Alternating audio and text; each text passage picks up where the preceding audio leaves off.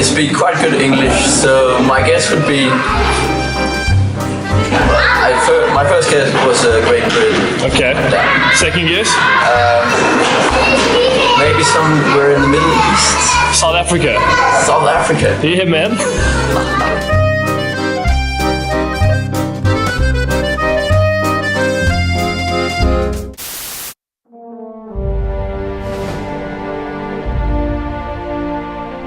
Alright, cool. Hi, so we're in the middle of Copenhagen. It's my last day here in Denmark. So people basically, they're kind of taking a hobby now and they've really, they've made it into something a bit more, something a bit more wholesome. And what's amazing about this is that there's a huge industry for it. I mean, these guys are making a fortune. I'm looking at the people in here, and there's kids running around, there's adults running around, there's army guys running around, and they're buying the stuff. Okay, so why get into this industry? Why do it? I mean, what's your background? Have you studied? Did you just get straight into this? How did it work out for you? And what brought me here was the curiosity and interest. Yeah. And I didn't know, I mean, I've always known Farrow Cigar ever since I was a kid. Yep. Here in Denmark, it's well, within the geek community, it's I would say a holiness, because it's the only place where you can sell used cars and buy these rare items. Yeah. Exactly. Yeah. So I known it since I was a kid. I didn't know I was going to work here until about a year and some ago. Yeah. Oh, fantastic. And it was by pure chance that I got into it, but I love the place and I love the people. So you're breaking stereotypes. You're doing exactly what you're talking about. You've gone with what your passion is. Comic books and superheroes and supervillains and the whole thing. It's just fantastic. From me and Martin, we'll see you guys the next adventure.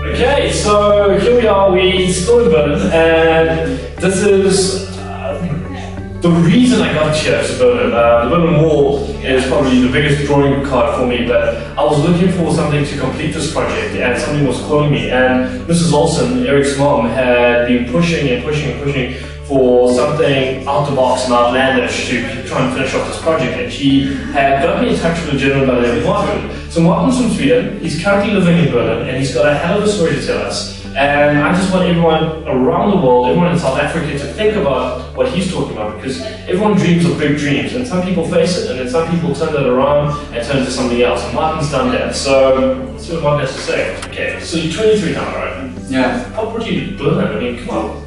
What the hell, man? There's Stockholm, there's Copenhagen on the corner. Yeah. No, I wanted to go to Berlin from the first time I was here. I was here on an Interrail. Yeah. I stayed 2 days, but I realized you don't want to leave. No, I didn't really want to leave because it felt very creative. It was very alive, and I was in a place in life where I needed that. Yeah, sure. Needed to be alive in a way. Fantastic. Okay, cool. So you finished high school in Sweden, and then what happened? You dashed off to Milan?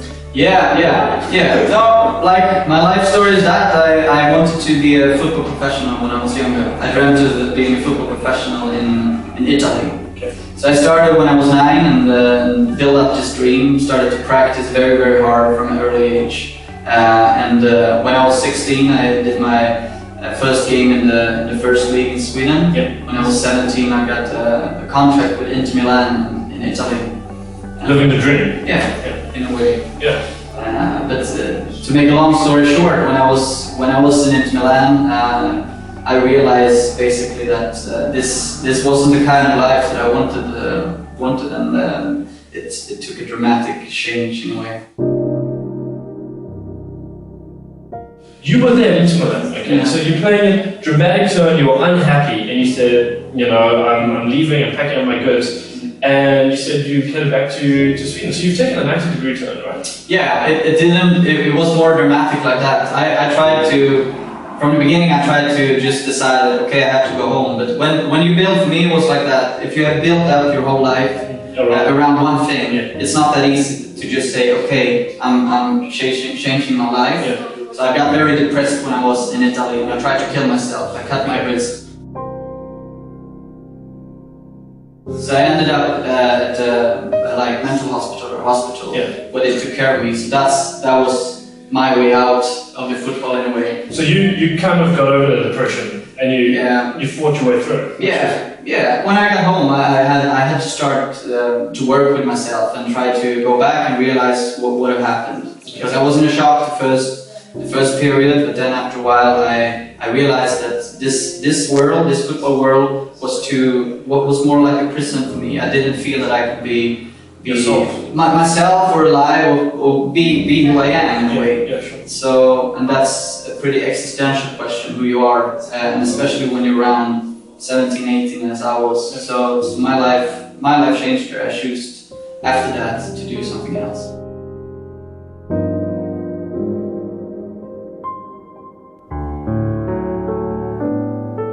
Okay, so now you go back home, you sat down, and you started to pen this down. You penned your whole story and you made a book. Yeah. The book. Yeah. The book is called? In English it's called In the Shadow of San Siro. Shadow of San Siro. San Siro is the arena where Inter Milan play the games. Fantastic. Yeah. Okay. And what's happened with that book? How successful was it? It was very successful in Sweden. Sold a lot. Got fantastic reviews, and now they just turned it into a theater play. Okay. So it was the premiere a couple of weeks ago. Okay. So it's been very good for that book, and it's affected and got a lot of readers. So the book is living its own life. I do my book tours sometimes when I go around Sweden and talk about it, but it started more and more to have its own world in a way. Fantastic. And any other books coming on the line, or are you just going to hang tight for a while? Yeah, I'm focusing on this gallery where we are now. Okay, so let's talk about the gallery. So now you've started your own business now, and as an art gallery kind of... I moved to Berlin with a vision of making music and write, and that's what I do basically. That's what I do most of my time. Yeah. But I also got this space, and I have friends that's artists and stuff, so we started to have exhibitions here. So I could say that I'm a writer, I'm a gallerist, and I'm a musician in a way, so it's different.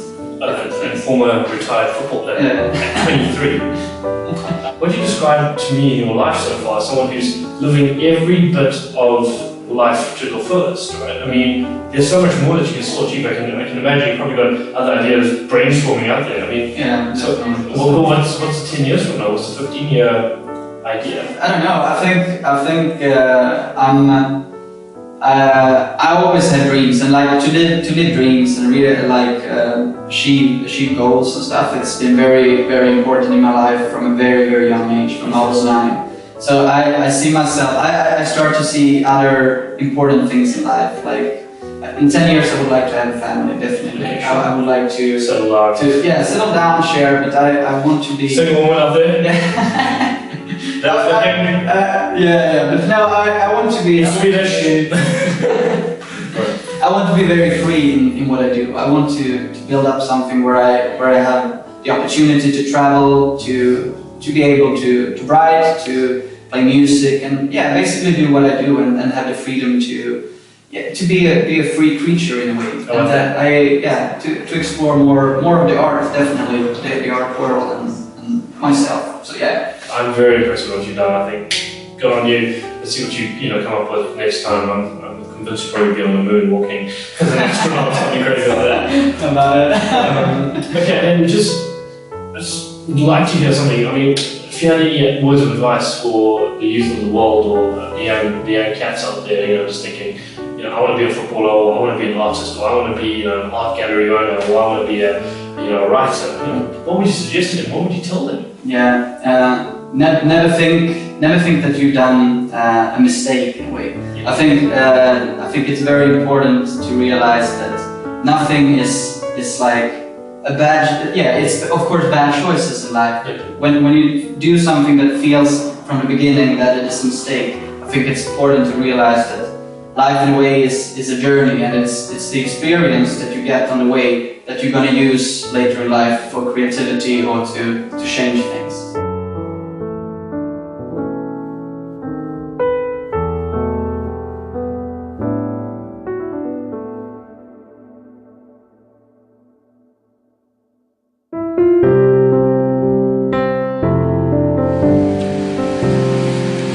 Günter Schäfer. I speak here from East Side Gallery, Berlin. Painting is a combination of the Israeli and the German flag. Okay. And it took place of 2 November night. Okay. The first November night in last century was the so-called pogrom night. This is a night when the Nazis burnt down the synagogues, the Jewish synagogues here. One of the baddest days in German history last century. And the second November 9th was the November 89, the opening of the Berlin Wall. One of the days of most joy in German history last century. And so it is also a symbol of the inheritance of the younger generations after World War II, and in the combination is it a symbol and a monument of peace and togetherness, and it is a warning against all fanatic tendencies worldwide. I've traveled through Europe now. This has been the pinnacle moment for me. I've always wanted to come to Berlin. Since I've been a kid, I've always heard about the Berlin Wall, and growing up I heard more about the Berlin Wall than apartheid. That's freaky for me to say that as a South African. And now I'm here, never in my lifetime did I ever think I'm here, and I'm sitting with one of the artists. And his energy and expression about it is just phenomenal. I mean, there's so much hatred and so much persecution has happened, and to take that around and spin it and show the world that it's actually a meaning of peace is phenomenal. And then I love it. I love your work. It's brilliant. Thank you.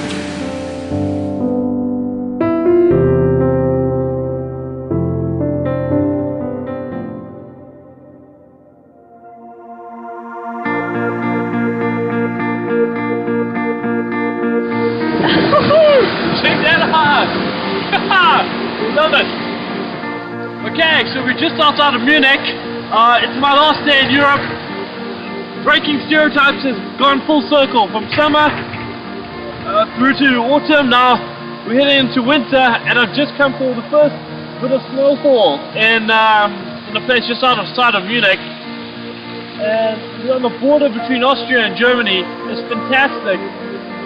My mouth is frozen, I can barely talk. I've got chewing gum going so I can actually get some blood flow through, but this is amazing. I've never had this. I think coming from South Africa, I've never seen anything like this in my life. So this is snow in the softest and coolest fashion. Oh, there goes my glove. But I'm going to take a run through, but I just want you guys to hear this. Hello! Welcome, South Africa!